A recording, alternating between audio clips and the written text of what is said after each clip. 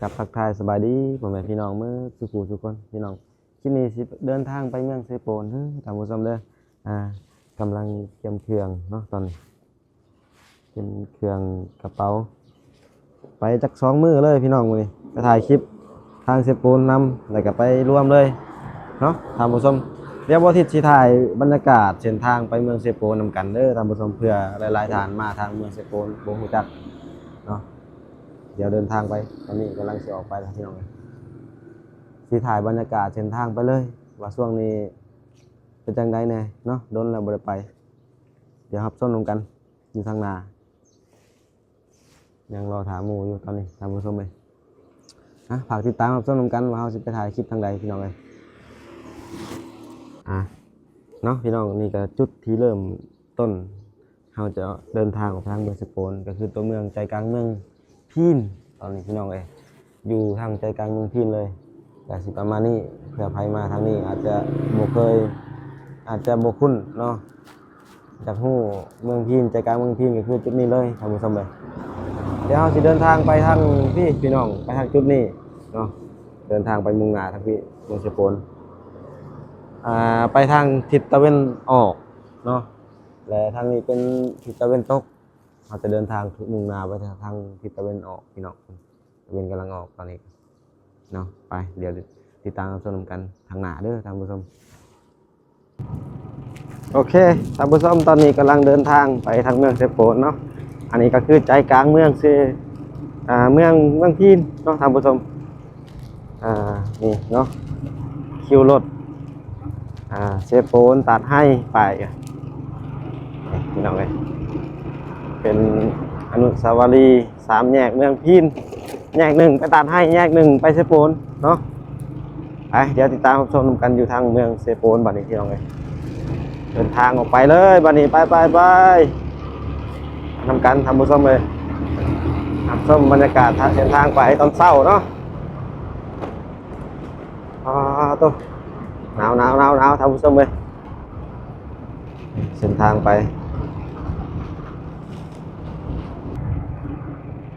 โอเคเนาะนี่ก็เป็นตลาดดอกตลาดเมืองพีนแถวตลาดเมืองพีนนี่กาสิบอกคือขึ้นวันใดบอกคือเมืองเซโปนเนาะท่านผู้ชมแต่ว่าก็เป็นตัวเมืองใหญ่แหละแถวนี้นี่ข้างหน้านี่เลยเป็นตลาดพี่น้องอยู่ภาคเบื้องซ้ายมือเนาะมาแต่สวรรณเขตนี่คือตลาดเนาะตลาดใหญ่เมืองพีนพี่น้องทางนี้ก็เป็นห้างกาแฟเนาะ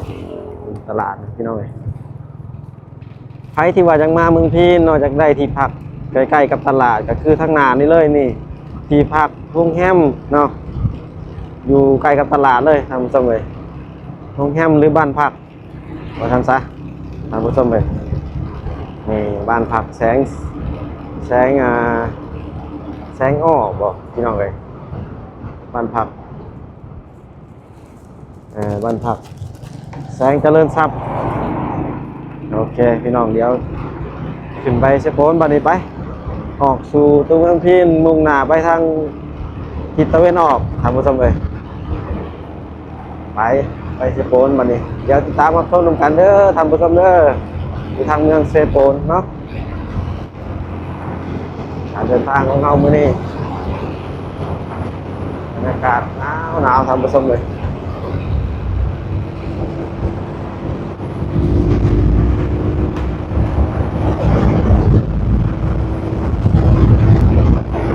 ตัวลมแรงอีก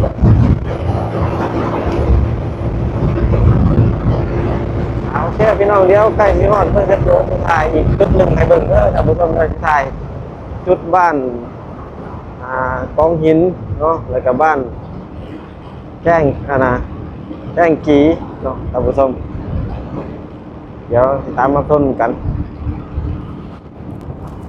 โอเคพี่น้องตอนนี้ฮอดบ้านหน้าทาลั่งเด้อท่านผู้ชมเนาะผู้สาวพี่น้องผู้สาวไปโรงเรียนสาวน้อยเนาะไปโรงเรียนตอนน้องตอนเช้าก็ไปสวยแท้ผู้สาวนี่เนาะพี่น้องอันนี้บ้านนาทารังเด้อท่านผู้ชมเลย บ้านนาทะลังเมืองพินบ้านผู้ไทยเด้อท่านผู้ชมแถวนี้มีแต่ผู้ไทยเนาะแถวนี้ไทยเมืองพินไทยเซโปนเนาะพี่น้องไทยเมืองวิระบุรีไทยเมืองน้องเนาะทางเขตแข้งสวรรณเขตพี่น้องเอ้ยก็คือผู้ไทยหลายพี่น้องเอ้ยเป็นบ้านถิ่นบ้านเดิมบ้านผู้ไทยอันนี้เป็นสางน้ำมันพี่น้องสางน้ำมันอยู่ที่เมืองพินเนาะที่17เนาะพี่น้องนี่พี่น้องอันนี้เป็นครัวทางพอลาวมาทางเมืองพินจะเป็นแบบที่เส้นทางเลขที่9เนาะเส้นทางนี้มุ่งหน้าไปทางชายแดนลาวเวียดนามพี่น้องคนสินค้าข้ามประเทศก็ไปทางเส้นทางนี้แหละพี่น้องเลยรถจะเที่ยวหลายมีแต่รถใหญ่ๆแล่นไว้รถทางเส้นทางเส้นนี้พี่น้องเลยอันตรายอยู่ได้สำหรับผู้ที่ขี่รถจักรหรือว่ารถใหญ่ก็อันตรายเพราะว่ารถคนแล่นไว้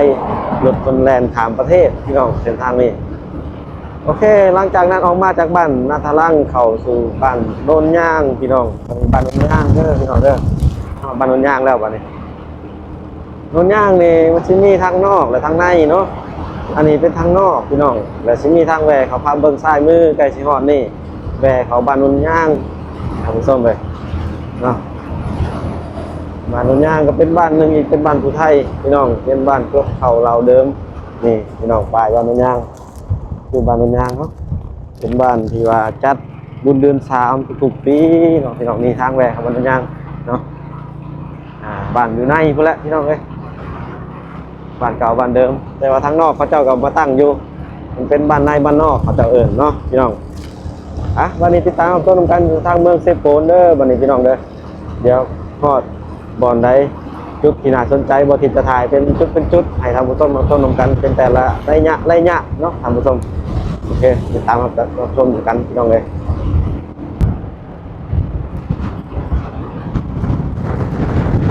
ธรรมชาติท่านผู้ชมเลยธรรมชาติยามเช้าเนาะ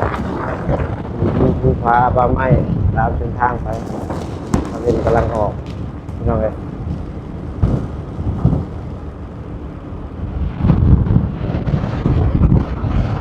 การเดินทางไปเมืองเชียงโปนตอนเช้าค่อยๆไปน้องพี่น้องครับบรรยากาศสดๆขี่รถจักรไปน้องพี่น้องมันจะได้ความเย็นความชุ่มชื้น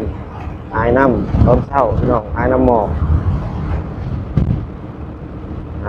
เป็นทางเส้นนี้ก็ดูว่าเส้นทางดีอยู่พี่น้องบ่มีขี้ฝุ่นเนาะมุ่งหน้าเขาเมืองเชียงโปนเราได้พี่น้องไปเลยไกลเชียงฮอดชายแดนเมืองเชียงโปนกับเมืองพิณแหละพี่น้องทางงานนี่แหละคือชายแดนเมืองเชียงโปนกับเมืองพิณเนาะ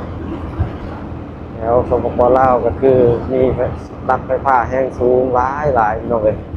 นี่ก็รักไฟฟ้าแห้งสูงมาจากเมืองน้องกูแหละพี่น้องหลังวัดใหญ่เลยสูง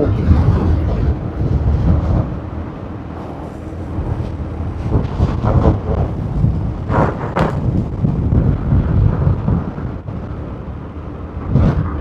ตรงป่าเสาขาย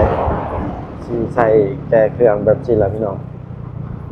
เป็นกระตาเป็นกระถุงเนาะมะม่วงก็เป็นมะแตงขายอยู่เมืองเชียงโปนและพี่น้องเลยแก่ไปเนาะมีอะไรมีมะแตงให้กันแถมมีเขาขายหอยขายแค่ทางเลย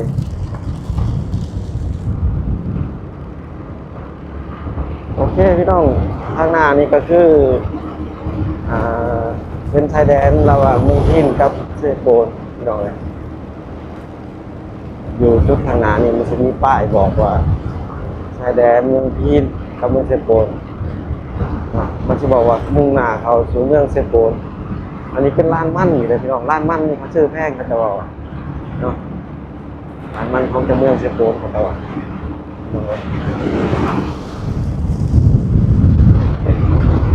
ทางหน้านี่ก็คือ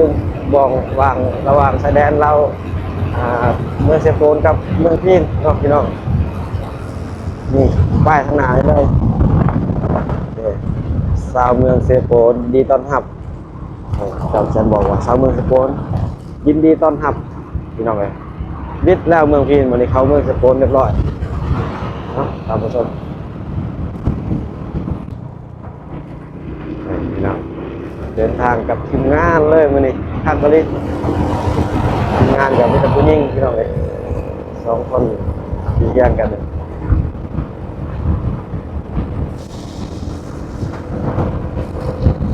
เดินทางวันนี้โอ้ใจด้วยมันจับเนาะทุ่มเทร่างกายและใจทุ่มเทเพื่อตัวเงินเพื่อคนอยู่รอดเนาะ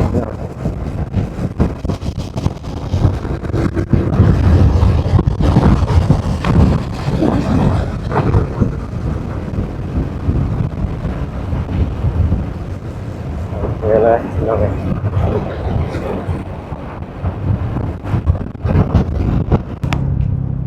เอาธรรมชาติอีกแล้วพี่น้องธรรมชาติเนาะ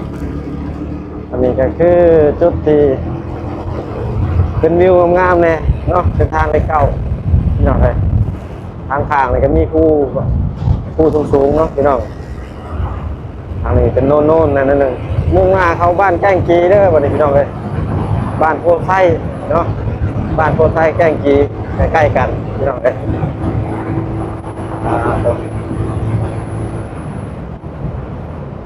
ไทยที่มาแต่ไทยมาส่งไม่มิก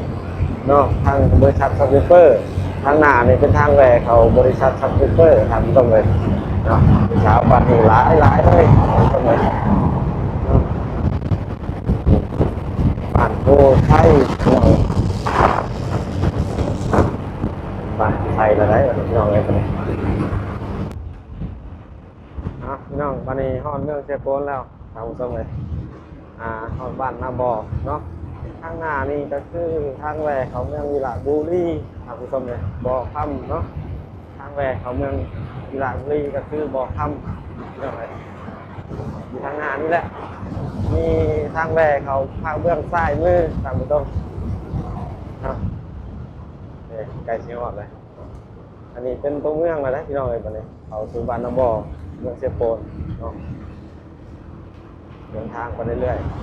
ๆอีกประมาณ100 เมตรพี่น้องฮอดทางแหวกของเมืองวิลาบุรีเนาะใครที่มาไทยอยากเป็นเมืองวิลาบุรียันบูทางแหวกพี่น้องขับร่วมคลิปนี้นำกันเลยเนาะพี่น้องบนรถออกมาทางหน้านี่บนรถใหญ่ออกมาทางหน้านี่เป็นทางแหวกของเมืองวิลาบุรีเนาะนี่จุดนี้เลยคุณผู้ชมไป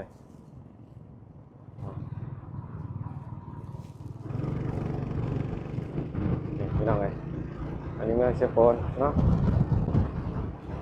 โอเควันนี้พี่น้องไปทางตลาดเมืองเซโปนวันนี้พี่น้องเดี๋ยวสิครับต้นลงกันเดี๋ยวสิถ่ายให้เบิ่งเนาะถ่ายต้นลงกันเด้อท่านผู้ชมเด้อ